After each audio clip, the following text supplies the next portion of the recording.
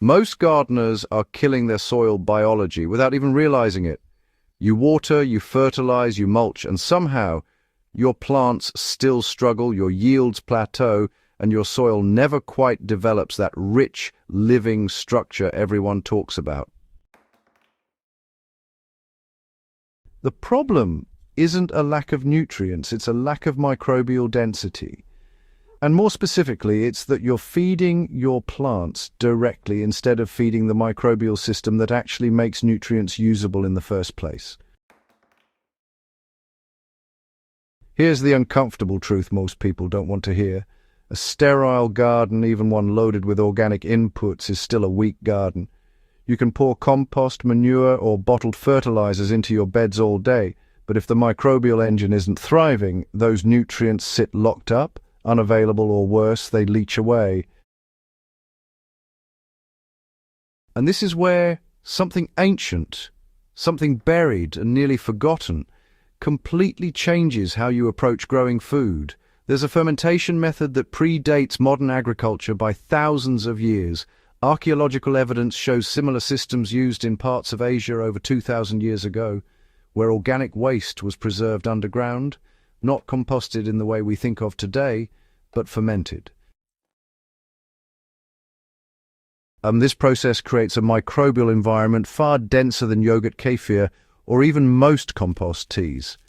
We're talking about a system that can produce up to 30 times more active probiotics than yogurt, but designed for soil, not for your gut. And this is exactly where something like Bokashi composting comes in, and specifically using a high-quality Bokashi composting starter, Bran. I've tested a lot of inputs over the years, vermicompost, thermal compost, liquid feeds, but Bokashi stands out because it doesn't just break material down. It preserves and multiplies microbial life in a way that aerobic composting simply can't. I'll link it in the description below. The first time I used it, I noticed something most people miss. Not faster growth, but more stable growth. Plants stopped swinging between deficiency and excess. They just stayed consistent. What makes this ancient method different is that it's anaerobic. Most composting advice pushes oxygen. Turn your pile, aerate it, keep it hot. That works for breaking things down quickly, but it burns off a huge amount of microbial diversity in the process. Bokashi fermentation does the opposite. It locks in nutrients and builds a dense population of beneficial microbes, especially lactic acid bacteria, yeasts, and phototrophic organisms. These are the same categories of microbes that dominate healthy, undisturbed soils. When you bury fermented material into your garden, you're not just adding organic matter. You're inoculating your soil with a living system. In a small backyard bed, for example, I'll dig a trench about 20 to 25 centimeters deep, lay in the fermented scraps, and cover it with soil. Within 2 weeks, that material transforms into something your plants can access immediately, without the lag time you get from traditional compost. Now, here's where most gardeners get it wrong when they try this. They treat it like compost. They expect it to look finished before they use it. But Bokashi isn't supposed to look like crumbly soil when it's done fermenting. It often still looks like the original material, just pickled. That's exactly what you want. The breakdown happens in the soil, not in your bin. In raised beds, this becomes even more powerful. You're working with a limited volume of soil, which means microbial balance matters more. I've run side-by-side beds where one gets standard compost and the other gets Bokashi-treated inputs. The Bokashi bed consistently shows stronger root development, especially in crops like tomatoes and peppers. You pull a plant out, and instead of thin, searching roots, you get thick, dense root systems that actually anchor the plant. Hydroponic growers might think this doesn't apply, but that's a mistake. Even in hydro systems, microbial life plays a role in nutrient uptake and disease resistance. you're not burying fermented material in your reservoir, obviously, but you can create microbial extracts from Bokashi-treated compost. A simple method is to soak a small amount, say 1 cup, in 5 liters of dechlorinated water for 24 hours, then use that liquid as a root zone inoculant. The difference shows up in reduced root rot and more resilient plants. Another thing people misunderstand is smell. If your fermentation smells rotten, you've done it wrong.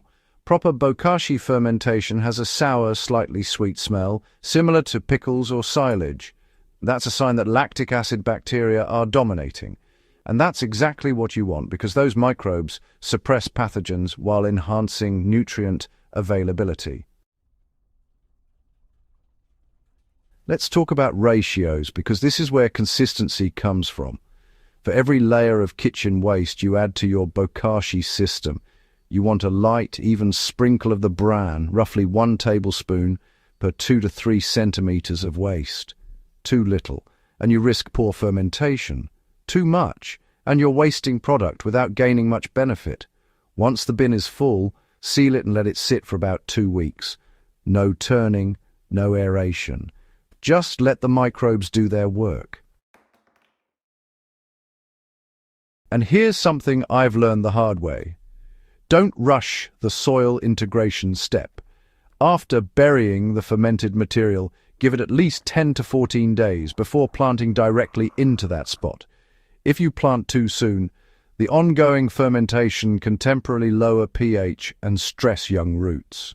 Once it stabilizes, though, that zone becomes one of the most fertile pockets in your entire garden.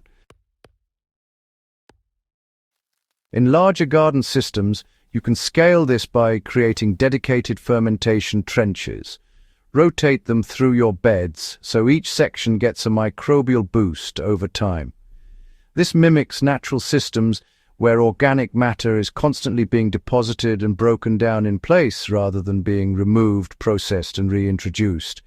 One of the biggest benefits I've seen, especially over multiple seasons, is soil structure, not just texture, but actual aggregation. The soil starts forming stable clumps that hold water without becoming compacted. That's the result of microbial activity producing glues, polysaccharides, that bind soil particles together. You don't get that from sterile inputs. And, well, this is why I keep coming back to the Bokashi composting starter Bran. It's not just a convenience tool. It's a way to reliably introduce the right microbial populations without guessing.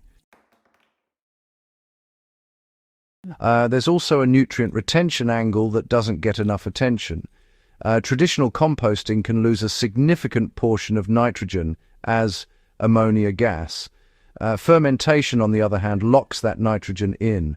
When you bury Bokashi material, you're actually delivering a more complete nutrient profile into the soil. That really shows up in leaf color, growth rate, and overall plant health. If you're growing heavy feeders like cabbage, maize, or squash, this becomes even more noticeable. These plants demand a steady nutrient supply, not spikes. Fermented inputs release nutrients in a more controlled way, mediated by microbial activity. It's not just about feeding the plant, it's about stabilizing the entire system. Now, is this a replacement for all other composting? No. Aerobic compost still has its place, especially for bulk soil building. But if you're looking to push your garden to the next level, better yields, healthier plants, more resilient soil, you really need to think beyond just compost and start thinking in terms of microbial density and diversity. And that's really the takeaway here. The reason this ancient method feels so powerful isn't because it's new or trendy, it's because it aligns with how natural systems actually work. Organic matter doesn't just rot in the open, it often ferments, especially in compacted, low-oxygen environments. By replicating that process intentionally, you're tapping into something that's been effective for thousands of years. If you've been stuck with average results despite doing everything right, this is one of those shifts that can change your entire approach. Not overnight, but steadily, season after season, as your soil becomes more alive. So, if you're serious about growing better food, not just bigger plants, but healthier, more nutrient-dense crops, start paying attention to your microbial systems. Experiment with fermentation, observe how your soil responds, and if you want a reliable way to get started, something like the Bokashi composting starter Bran makes that process a lot more consistent and repeatable. Subscribe if you're focused on improving real results in your garden, and share this with someone who's still wondering why their soil never quite improves. Because once you understand how to build microbial density properly, everything else in your garden starts to make more sense. And tools like that Bokashi starter stop feeling optional and start feeling essential.